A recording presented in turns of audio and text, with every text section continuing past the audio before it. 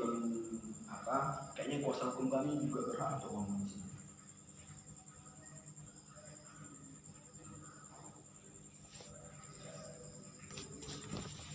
Saya belum pembelaan dari kami kan kuasa hukum belum membela hasil. Oke, terima kasih Presiden Sidang.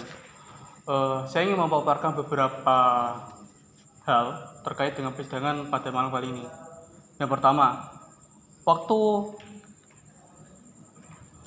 pemohon, penggugat ini menyatakan positanya, yang pertama, penggugat ini dia tidak menyatakan pasal yang mana yang melanggar.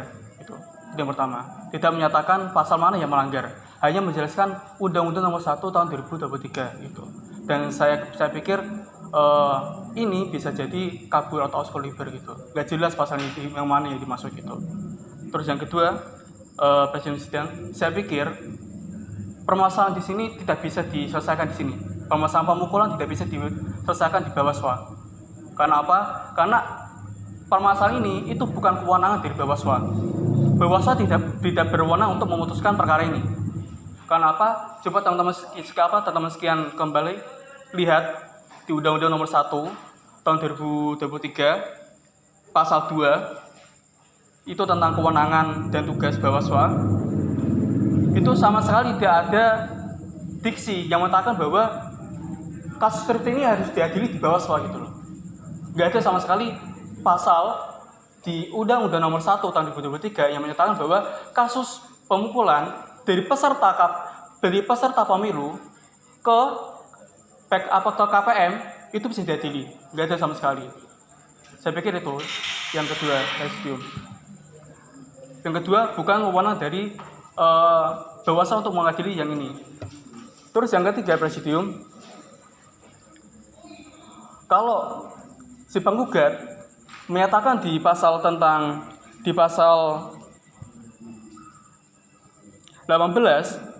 itu tidak ada sama sekali yang mengatur tentang pelanggaran antara peserta ke KPM, tidak ada sama sekali. Di peraturannya di sanksi hanya ada sanksi untuk KPM dan sanksi untuk peserta gitu loh.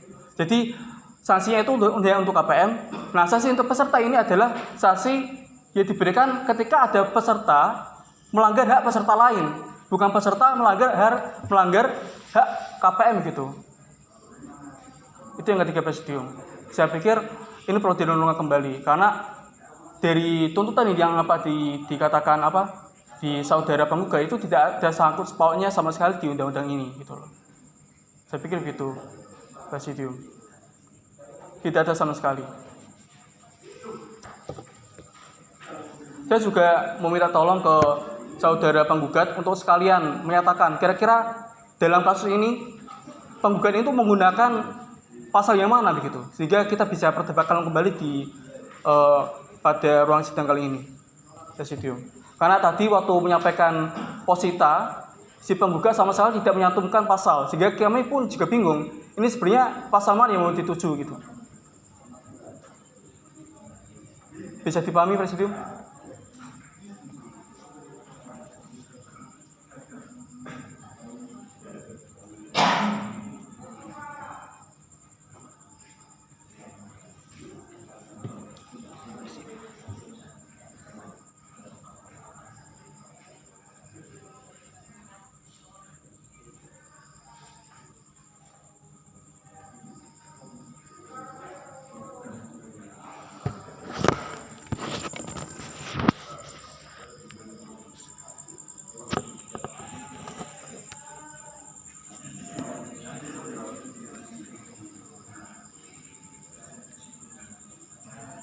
Terus lebih lanjut, Presidium.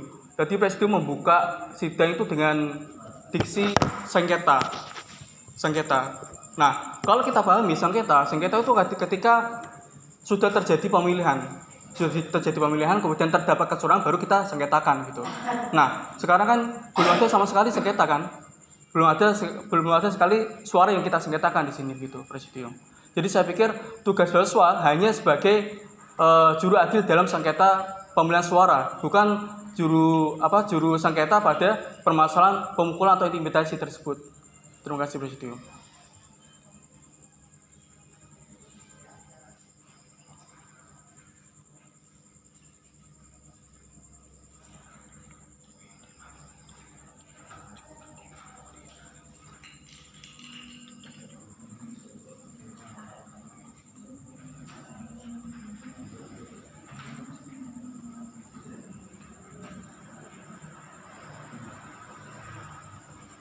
Baik, saya izin berbicara pada presidium bahwa yang terjadi pada hari ini adalah tahapan mengenai gelar perkara yang terjadi antara anggota KPM dan dari pihak salah satu pihak PKM, bahwa yang terjadi hari ini adalah sebuah bentuk pelanggaran terhadap mahasiswa ataupun dari peserta pemilu. Pasal berapa Presidium? Sebentar. Nah, dalam tugas Bawaslu ini ada dalam bab 2 pasal 2 yaitu memberikan sanksi terhadap pelanggaran sengketa. Itu yang pertama, landasannya. Yang kedua,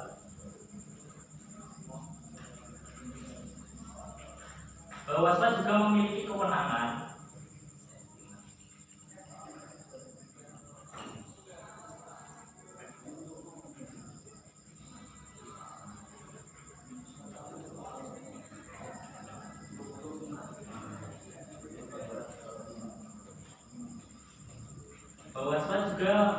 ini dalam temuan laporan yaitu menerima aduan tentang pelanggaran kecurangan ataupun sengketa pemilu.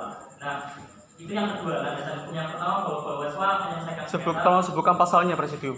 Pasal 6. Nah, pelanggaran pemilu itu ada walaupun tidak ada di sini mengenai pelanggaran adanya pelanggaran KPM dan kampanye, tapi dari Bawaslu menilai seperti yang dirapatkan pada sidang tadi sidang pleno bahwa adanya tindakan intimidatif baik fisik maupun non fisik.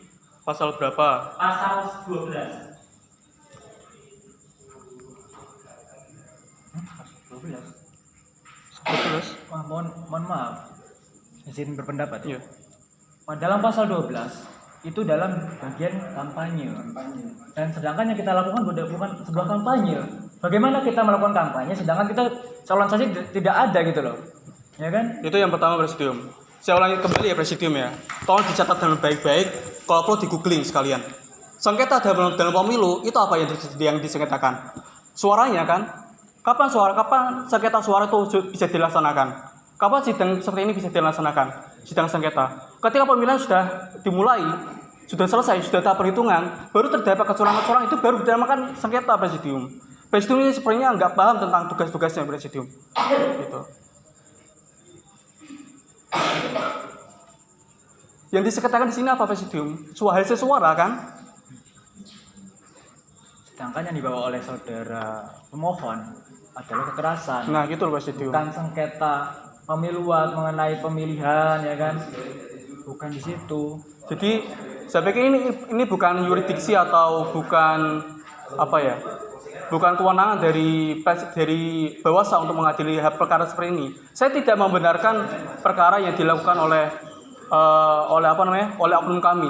Tapi saya pikir demi keberlangsungan pemilu yang seperti ini, kasus seperti ini tidak bisa dibawa di Bawaslu gitu loh. Karena bukan yurisdiksi atau kewenangan dari Bawaslu untuk model seperti ini. Coba tolong sampaikan pasalnya mana gitu. Sengketa yang mana? Ya dimaksud sengketa itu apa gitu loh. Sengketa hasil suara kan? Ya yang bisa dilaksanakan setelah pemilihan gitu loh. Saya pikir begitu Presidium. Izin berpendapat kembali ya Presidium ya. Kalau misalnya terjadi seperti ini pemukulan, maka yang harusnya dilakukan adalah melapor kepada polisi, ya pihak terkait gitu loh, pihak keamanan, bukan Bawaslu apa sih kerjanya ya, untuk mengawasi pemilu ya kan. Dan ini kan adalah tindak pidana. Nah, Bawaslu berwenang nggak sih dalam tindak pidana gitu loh? Ini kan tindak pidana pemukulan ya kan. Kalau mau diselesaikan monggo di kepolisian ya kan, di kejaksaan itu boleh. Cuman kenapa harus disangkut pautkan dengan pemilu? Tidak ada sangkut pautnya sama sekali Presidium. Di Undang-Undang Nomor 1 yang tahun 2023 yang teman-teman buat sendiri itu tidak ada satupun yang menjelaskan hal tersebut gitu.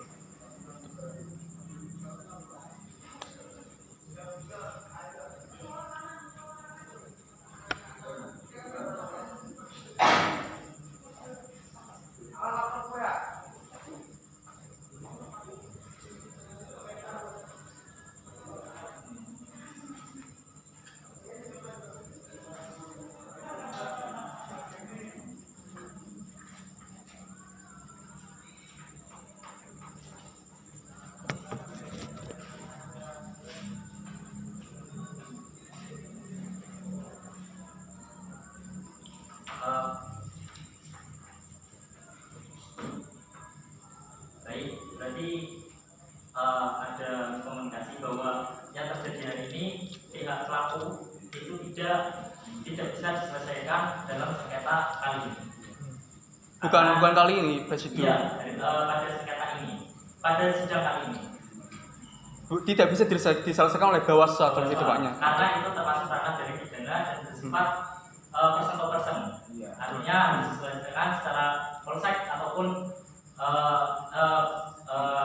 yang berwajib betul, ya. dari dalam kampus. Karena itu bukan kewenangan dari Bawaslu. Bawaslu hanya soal tentang sengketa pemilu begitu loh. Baik. Izin saksi apa boleh ngomong? Saksi Saksi tugasnya harus apa? tidak bisa, karena kalian bukan kuasa hukum. Namun Saksi udah boleh keluar. boleh, silakan. Udah boleh keluar. Ya.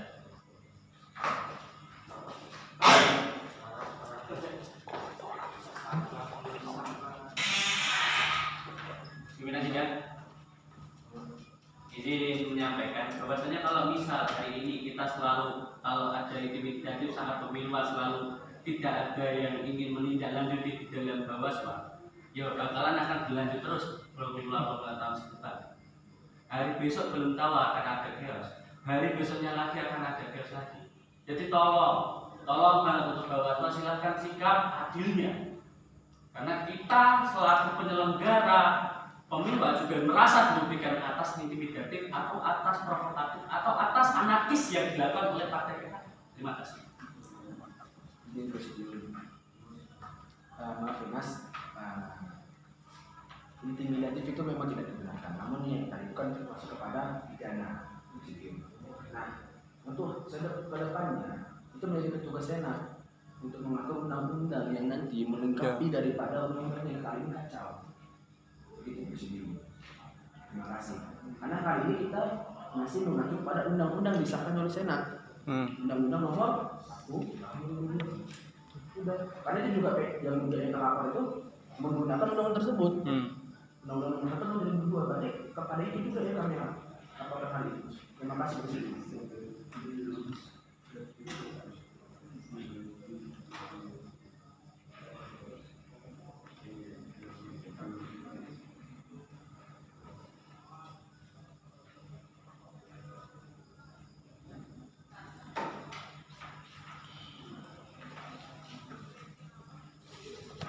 Kalau menurut saya, Mas, ini kan ya sepakat sama yang dikatakan sama Saudara Biladi tadi.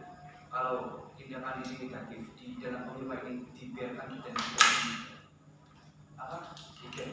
di tangan ambil sikap pada bawah sendiri, nanti malah tahun depannya akan ada presiden gas lagi. Kemarin dari tindakan intimidatif yang itu melakukan polisi kepada Bawaslu.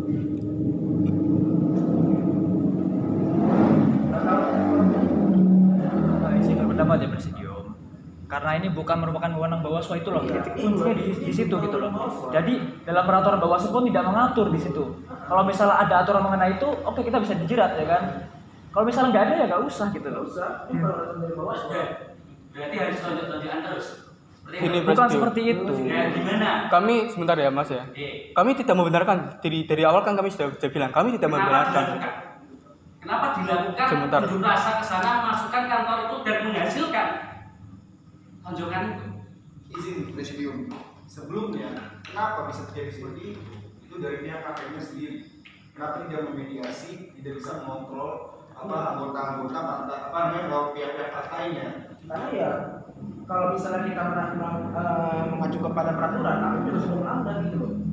Loh, kami lebih masuk. Pimpinan sidang ini menjadi debatable. Lalu silakan langsung saja pimpinan sidang. Monggo. Ya. Tapi tolong kepentingan tadi yang jangan dilupakan Mas. Iya, ini bukan nggak bisa, Pak. kewenangan gitu. Anda kan malu sendiri Presidium. Karena kalau ada melakukan sengketanya, Anda sudah melanggar tugas daripada Bawaslu. Betul. Gak ada yang ada di sini juga. Ya kan Bawaslu berwenang untuk mengawasi jalan pemilu. Betul. Cuma dalam tindak pidana ini bukan kewenangan daripada Bawaslu. Nanti besok demo lagi terus ngoplok lagi nggak apa-apa. Nah, makanya harusnya dibuat apa ya? Nah, terus ini gunanya itu untuk mencari solusi atas permasalahan ini. polsek mas, silakan. Itu. Kita dukung acara. Mas, besok itu masih ada pemilu. Sekarang Besok kita pemilihan. Ya. Kalau misal hari ini kita biarkan, nah ini misal izinkan saya berbicara. Udah. Kalau misal ini kita biarkan, besok gimana lagi? Izin. Kemarin sudah ada kejadian lagi. Izin Udah. Menurut saya ini adalah masalah pribadi saya dengan dia. Karena saya juga sejujurnya saya punya masalah pribadi sebagai dia seorang ketua KPM. Mungkin dari Bawaslu bisa menengahi dengan mediasi saya dengan dia bagaimana kesepakatannya. Kalau dia itu tidak ada mediasi dari saya, bagaimana tindak lanjutnya? Mereka malah mengirim orang komisariat. Cukup. Oke, pimpinan sidang.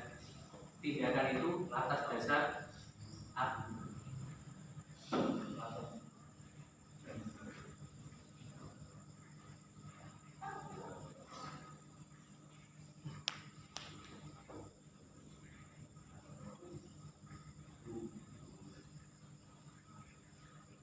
lanjuti perkara pada hal ini hasil keputusan sidang pleno perkara tentang pengawas Nggak bisa Gimana Presidium? Nggak bisa. Anda tidak bisa Anda memutuskan nggak bisa memutuskan. karena sidang ini saja tidak Presidium. sah. Itu bukan wewenang Anda. Tahu perusahaan NO nggak? Net of Uncles tahu nggak? Nah, apakah presiden tahu? Ketika tidak juridiksinya, ketika tidak bagiannya, tidak bisa diputusi Presidium. Itu putusannya tidak diterima Presidium. Tidak bisa diputusi, bukan ditolak, bukan diterima. Bukan ditolak, bukan diterima, tapi tidak diterima Presidium. Tidak bisa diputusi karena bukan yurisdiksi dari Presidium gitu loh, dari Bawaslu. Gitu. Coba buka pengertian putusan NO. Gitu. Ada berapa putusan NO tuh coba dicari. Iya. Yang bukan yurisdiksi Presidium. Ibaratnya Presidium, ada orang sakit, Presidium seorang montir mau ngobati orang sakit bisa nggak? Ya nggak bisa. Harus orang dokter yang ngobati pasien gitu loh.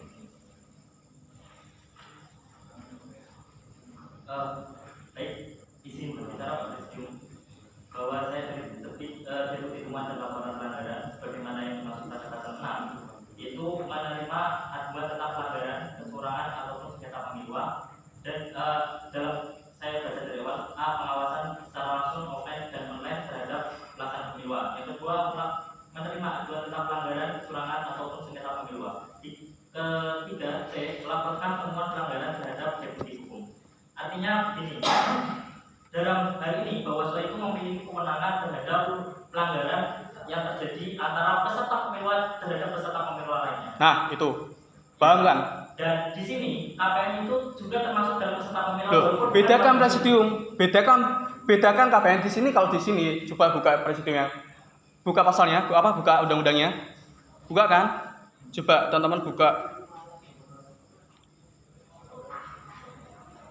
bab 4 sanksi bagian ke-1 KPM.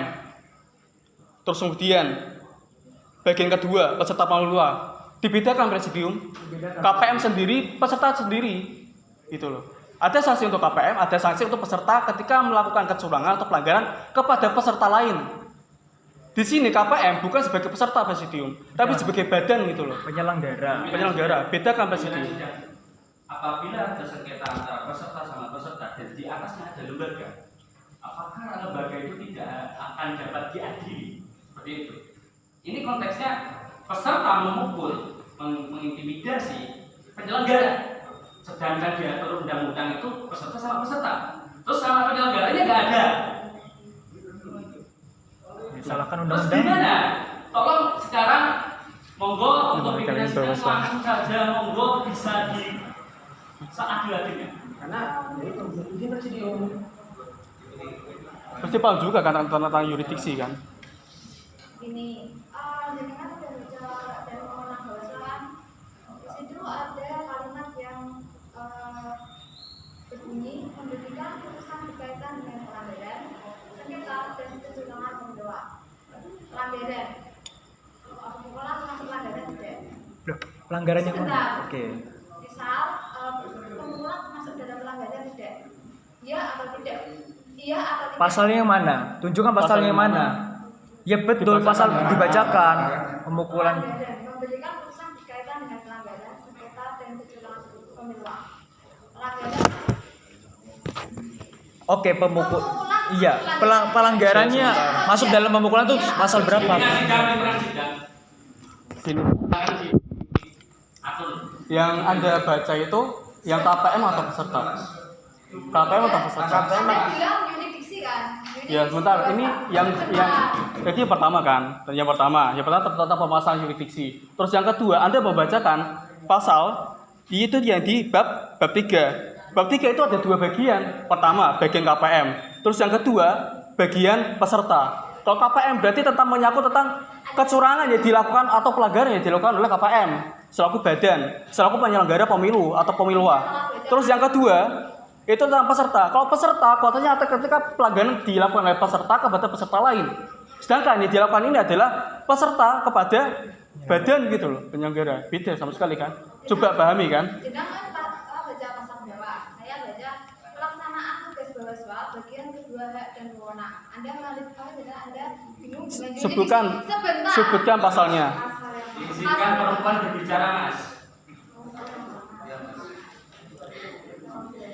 Saya dari tadi dicela terus. Padahal cowok. Oke, segera. Namanya tahu etika dalam sidang nggak? Ini namanya contempt of court.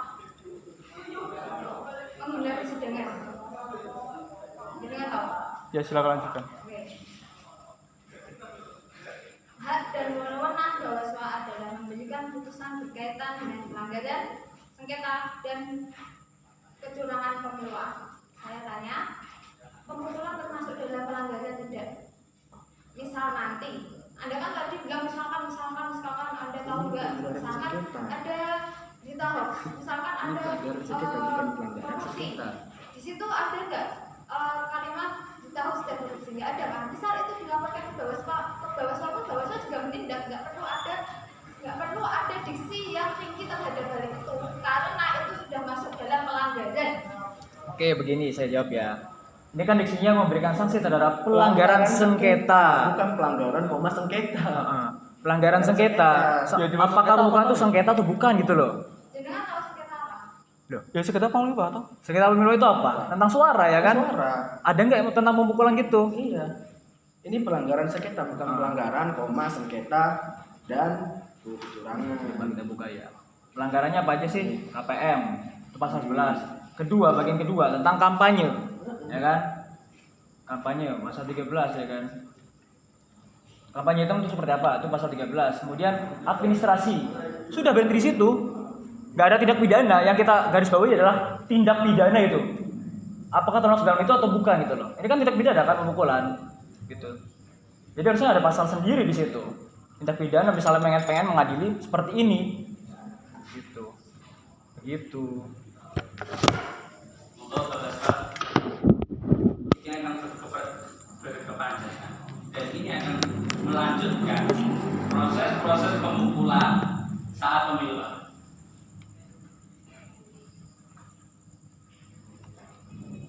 Orang pintar itu boleh pintar goblok saja. Al ilmu fawqal ilmi.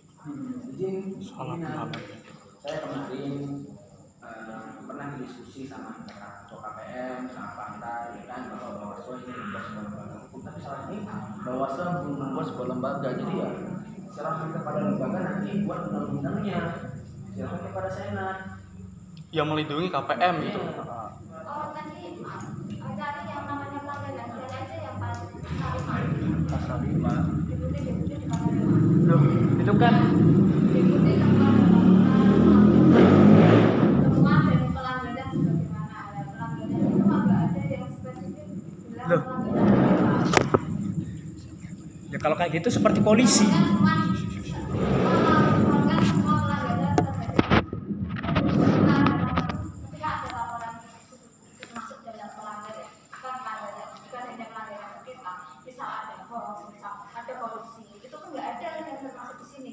Ya, Iya, Mbak. izin Mbak ya. Kalau udah biarin saya beri. Oke. Pelanggaran di Undang-Undang Nomor 1 Tahun 2023 sudah diatur kan? Sudah diatur kan? Di bab 3 pelanggaran pemilu ada bagian ke-1, ada bagian kedua. Sudah jelas itu. Ini loh yang dimaksud pelanggaran di sini ini loh. gitu loh. Kami nggak ngarang gitu loh. Ya di masa pelanggaran yang sejak tadi kita perdebatkan, ya ini pelanggarannya ya diatur gitu loh. Ya di masa pelanggaran ya ini dari pasal 11 sampai pasal 13 gitu loh. Ya di masa pelanggaran.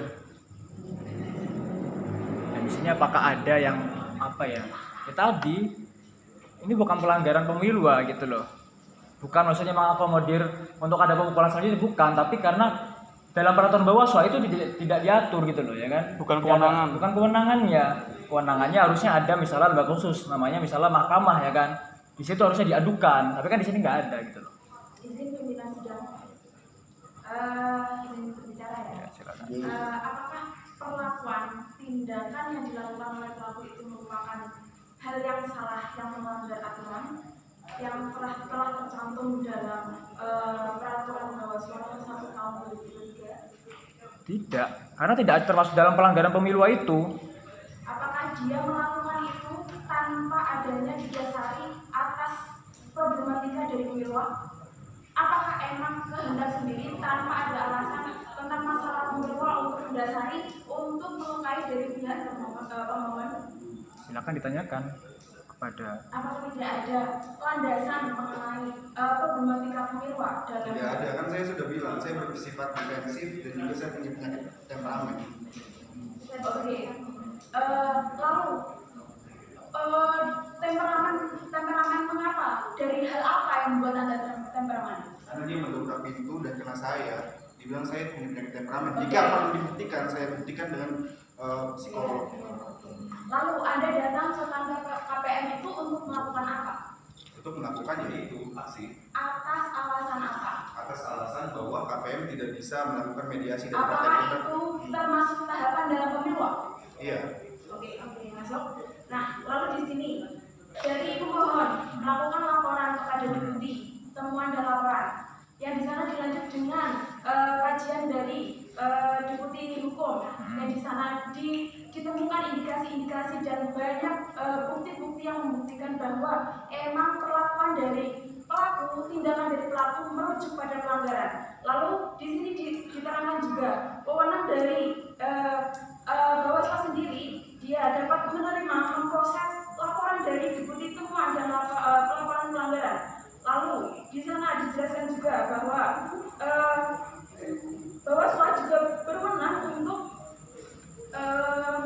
memproses tadi laporan yang pada pasal, lalu dilanjutkan pada pasal 4 yang di sana dijelaskan pasal 4 nomor 1 ketua sebagaimana dimaksud dalam pasal 3 huruf A adalah membuat dan mengesahkan seluruh keputusan dan kebijakan-kebijakan yang bersifat strategis melalui kesepakatan dalam forum. Lalu pelanggaran yang ada pada tahapan pemilu, apakah itu apakah menurut kalian bukan wewenang dari Bawaslu? Bukan. Itu merupakan wewenang dari Bawaslu, maka dari itu Bawaslu diadakan untuk mengawasi dan memutuskan pelanggaran-pelanggaran sengketa-sengketa yang ada pada prosesi pemilu itu sendiri. Jadi pelanggaran saya apa? Iya, pelanggaran dia apa coba? Sebutkan dalam pasal gitu loh. Ya kan? Kalau nggak ada nggak usah gitu loh. Gini Mbak, Masnya peserta Ya. yang apa? Yang Masnya yang di sana itu KPM. Sudah ya, jelas ya. Silakan baca di pelanggaran.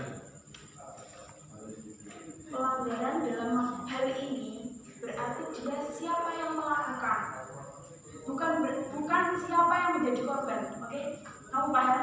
Ya, kalau peserta udah atau belum atau gantian saya? Oke. Mohon maaf ya Mbak ya. Sekali lagi saya jelaskan. Pelanggaran yang dilakukan KPM itu sudah diatur. Kemudian pelanggaran yang dilakukan oleh peserta. Kalau pelanggaran yang dilakukan oleh peserta itu ketika peserta berhadapan dengan peserta. Tidak ada yang mengatur peserta dengan KPM gitu. Karena di sini sudah jelas. Pembagian sudah jelas. Ada pelanggaran yang dilakukan oleh KPM, ada pelanggaran yang dilakukan oleh peserta begitu. Itu dua hal yang jelas itu. Apabila seorang pelaku yang bukan dari peserta pemilu yang bukan dari partai, jika dia terlibat pada pelanggaran maupun sengketa kepada selain anggota peserta pemilu dalam kurung partai ataupun KPM, apakah dia masuk dalam lingkungan Sebentar, saya cek ya. Itu termasuk residu apa? Deputi hukum. Bentar, sebentar. Data mereka masing-masing karena rumputnya bukan di pemula. Sebentar. Saya itu ya. Saya sampaikan. Mungkin dari Pak Pimpinan Sidang bisa memutuskan dari beberapa bukti-bukti dan argumen-argumen yang telah disampaikan untuk membuktikan untuk setidaknya juga mengurangi, mungkin bisa mengurangi apabila dari pihak termohon ternyata klarifikasinya benar. Bisa saja. Oke, dari izin saya Mbak. Jadi Mbak yang bilang ketika ada orang yang dia tidak ikut partai, kemudian melakukan sebuah pelanggaran, bahkan berat sekalipun, itu sudah diatur di sini. Sudah diatur kan? Apa hukumannya? Sanksi berat berupa pencabutan hak pilih suara. Itu. Jadi nggak ngaruh ke partai. Semisal pun itu diatur itu. Itu hanya di orang personnya saja gitu loh. Iya, orang personnya saja. Ketika di sana tidak ada pilihan. Terima kasih. Menimbang tadi kita sudah melakukan rapat komunikasi terhadap mahasiswa. Mahasiswa punya wewenang. Silakan pesan dengan pesan jawaban dulu. Hasil keputusan sidang pleno perkara Bawas Pemilihan Mahasiswa nomor 41.016 dari SKD Bawaslu Izin 11/2023 tentang sidang pleno gelar perkara Malaysia Selatan. Bismillahirrahmanirrahim. Ketua Badan Pengawas Pemilihan Mahasiswa Universitas Islam Negeri Wali-Songo Semarang tahun 2023 menimbang Sudah melanggar etik ini. Ini sudah melanggar Bawaslu. tergugat dua bersalah karena melakukan tindak kekerasan berupa fisik terhadap penggugat. Dua, bahwa DPP Partai PKM tidak mampu mengakomodir kader partai sehingga terjadi kerusuhan dan menimbulkan korban, maka diputuskan. Pimpinan, ini Satu, sudah pelaku pemukulan dari anggota partai PKM yaitu Lestil H. Kevin Kusuma melanggar ketentuan pasal 18 ayat 3 huruf B dan dikenai sanksi pasal 17 ayat 2 huruf C, yaitu sanksi berat berupa pencabutan hak pilih suara. Yang kedua, DPP PKM secara sah melanggar ketentuan pasal 18 ayat 2 huruf B dan dikenai sanksi pasal 17 ayat 1 huruf B, yaitu sanksi sedang berupa pengurangan suara sebanyak 30% dari total perolehan suara meliputi KMJ, SEMA F, DMF, DMU, SEMAU ditetapkan di gedung M1 Happy pada tanggal 29 November 2023 waktu Bukan kewenangan Anda, pimpinan. Iya. Pimpinan, ini hasil dari pimpinan tetap ini tidak sah. Iya. Ini bagaimana kalau publik tahu ini? Iya, publik tahu gimana? Kami menolak pimpinan. Bagaimana ini kalau publik tahu? Apakah Bawaslu siap menerima daripada hal-hal untuk apanya? Bagaimana kalau dosen tahu? Bagaimana kalau pada ahli hukum tahu masalah ini? Ya udah, terserah kami tidak menerima daripada pimpinan ini. Kami tidak menerima. Kami tidak menerima. Tidak menerima kami. Ah.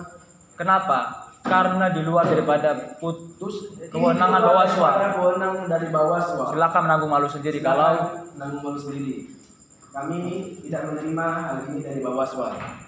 Apakah ada keputusan diberi hukum tetap dan mengikat? silakan kami sudah saudara kami Pak. Ya, itu silakan. Oke.